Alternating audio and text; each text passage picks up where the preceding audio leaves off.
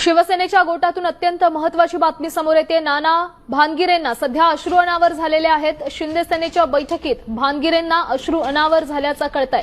पुण्याच्या राजकारणातून मोठी बातमी आहे, कारण शिंदेंच्या बैठकीत नाना भानगिरेंना अश्रू अनावर झालेत। नाना भानगिरे खरं तर एकनाथ शिंदेंचे अतिशय निकटवर्ती आणि विश्वासू असे सहकारी मानले जातात आणि या बैठकीदरम्यान त्यांना अश्रू अनावर झाले।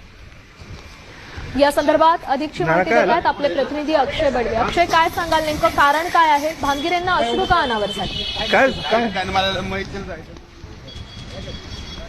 पुण्यातल्या रॅमी ग्रँडमध्ये एकनाथ शिंदेंच्या शिवसेनेची बैठक सध्या सुरू आहे।